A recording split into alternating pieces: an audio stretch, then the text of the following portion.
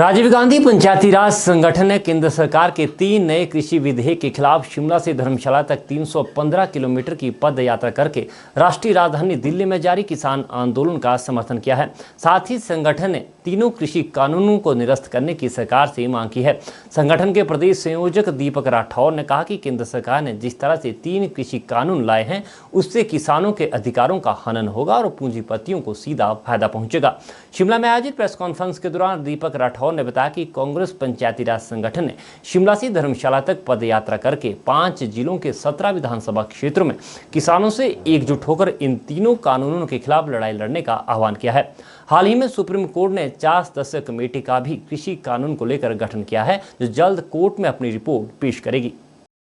राजीव गांधी पंचायती राज संगठन ने 28 दिसंबर 2020 को एक पद यात्रा शुरू की थी ऐतिहासिक रिज मैदान शिमला से, जो कि 315 किलोमीटर की यात्रा पूरी होने के बाद 12 दिन के बाद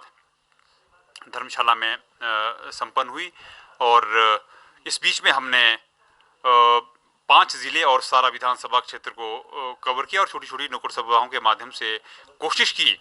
कि जो हमारे किसान और बागवान भाई हैं देश के,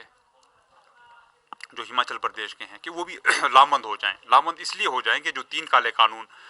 वर्तमान सरकार ने देश के सामने रखे हैं वो कहीं ना कहीं किसानों को, किसान, खेत और खेती दोनों को कमज़ोर करने वाले हैं और पूंजीपतियों को बढ़ावा देने वाले हैं। उस विषय को लेकर हमने ये पद यात्रा निकाली थी। उसमें हमारे साथ हमारे भाई जो शिमला शहर के अध्यक्ष हैं मनोज चौहान जी भी आपके बीच में हैं, ये कदम से कदम मिलाकर हमारे साथ चले। और अनिल गोयल जी इस बीच में शामिल रहे हमारे बीच में,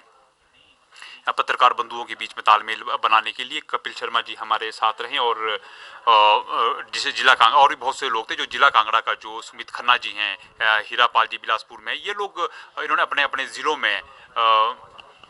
कोशिश की कि इन पदयात्राओं को जो है सक्सेस कराया जाए। अरुणा अचल कौल जी ने इस बीच में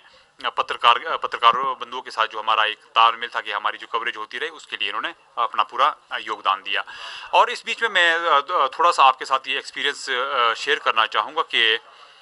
लोगों में जाने के बाद ये महसूस ज़रूर हुआ कि कहीं ना कहीं जो हमारा अपर जो सेब वाली बेल्ट है, सेब वाली बेल्ट में लोग इस कानून को लेकर बहुत पशोपेश में है, परेशानी में है कि हमें बड़ी दिक्कतें आने वाली है। क्योंकि अगर ये आरतीयों ने कंपटीशन करना बंद कर दिया और बड़े बड़े उद्योगपति अदानी, अंबानी या देवभूमि जो इनके ग्रुप से अगर ये आते गए तो ये रेट फिक्सिंग करेंगे और हमें कंपटीशन से बाहर होकर सस्ते दामों में हमारा प्रोडक्ट ये लेते रहेंगे। जब हम बिलासपुर और मंडी की तरफ गए तो वहाँ की समस्याएं कुछ और तरह की रही। उन लोगों की रिजर्वेशन ये थे कि भाई हमारी तो लगभग खेती छूट गई है बंदरों की वजह से, और जो पशु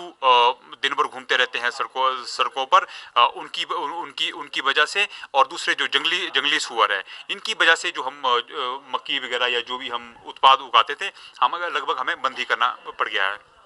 और कहीं ना कहीं हमने उनको देखा कि उनकी मजबूरियां कि वो कृषि छोड़कर अब जो है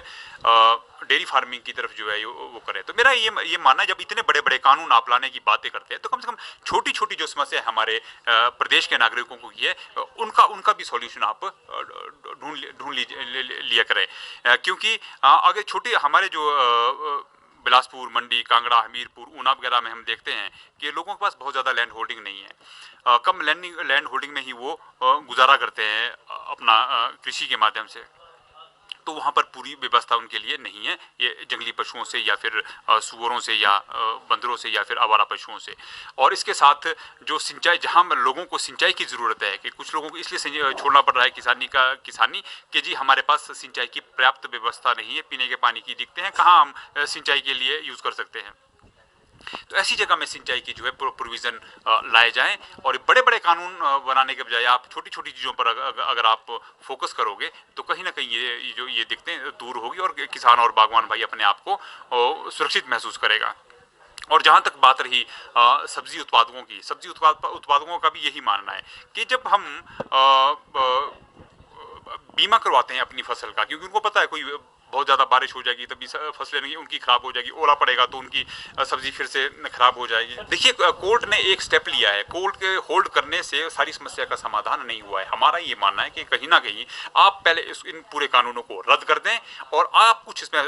सुधार लाना चाहते हैं इन कानूनों के माध्यम से, तो आपको किसानों और बागवानों के जो अग्रणी संगठन हैं उनके रिप्रेजेंटेटिव को उसमें बीच में लेना पड़ेगा, जो उनके डाउट्स है उनको क्लियर करना पड़ेगा,